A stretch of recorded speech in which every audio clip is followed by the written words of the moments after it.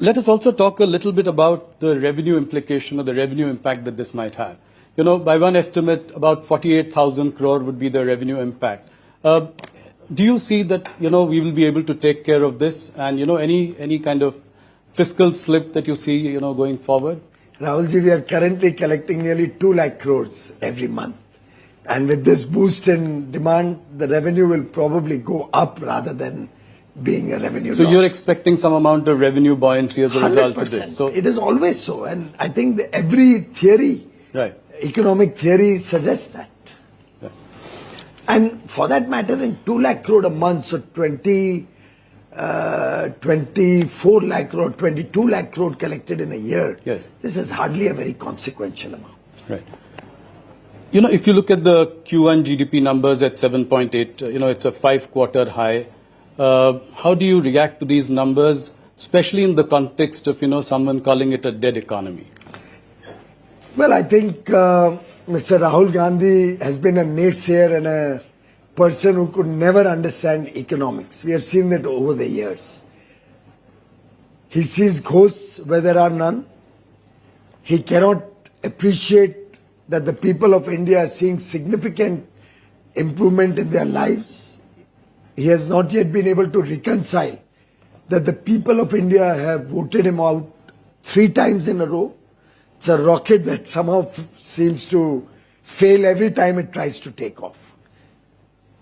Mr. Rahul Gandhi actually hurt the sentiments of 140 crore Indians who can see the improvement in their lives, who can see that Prime Minister Modi has reduced their income tax, who can see that Prime Minister Modi is providing 80 crore Indians, even after they've come out of poverty, with free food grains, who can see that the fertilizer prices haven't gone up in 11 years, because Prime Minister Modi has made sure that any burden of increase in tax prices, and there has been a huge increase in fertilizer price, is borne by the central government. Prime Minister Modi is a sensitive human being, very, very concerned and caring for the last man at the bottom of the pyramid. Right from day one, he worried about their social security. Right from day one, he committed his government to the poor, to the marginalized sections, to the unbanked sections of society. After all, what was Jan Dhan account? He made the bank doors open for every citizen of this country. Right. What was Ayushman Bharat? And finally, even everybody above 70 getting free healthcare. So today, 65 crore, 62 to 65 crore brothers and sisters, and everybody above the age of 70 included, is eligible for free healthcare.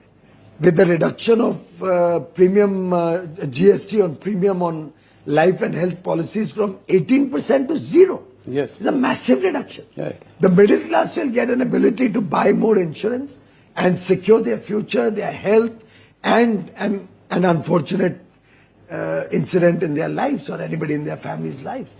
So I think it's a very concerted effort over the years in a very smart fashion, while making sure the sanctity of the fundamentals of the economy remains strong, while making sure we don't slip back, but only power on for a brighter and brighter future for every Indian in India.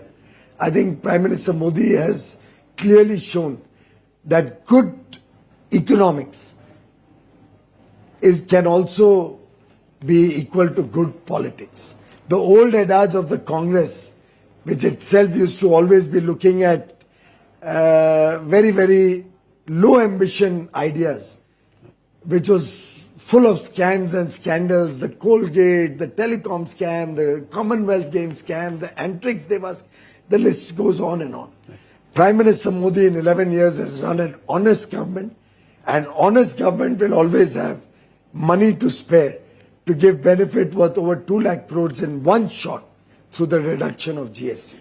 So will it give some comfort to the markets as well? They have been slightly soft over the last few quarters. Do you think it will also give market men a reason to celebrate because bold reforms are on the way, that this government is not hesitant to take risks? I think very clearly the market recognizes that we are in safe hands. They recognize that a decisive, strong leader like Prime Minister Modi will always keep national interests ahead of everything else. And therefore, if you see, while they've been a little soft, but they've been range bound. Yes. Between 24,500 and 25,500, the Nifty has moved. Right. But I'm very confident that this and the impact of this starting on the first day of Navratri on 22nd September will give a big leg up to the economy, to GDP growth, will ensure that Indian investments continue to power on, will attract more people to set up base, because ultimately when there's demand, Yes. there will be interest in investment to meet that demand. And a growing demand means growing jobs. Right. Growing number of people required in the supply chain. More investments will lead to jobs in the manufacturing side. Yeah. Services is already growing in a double-digit level. You saw the numbers. The services PMI is at an all-time high almost. Right. So I think all in all, India is poised for a very bright future. I assure you our exports also this year will be higher than last year.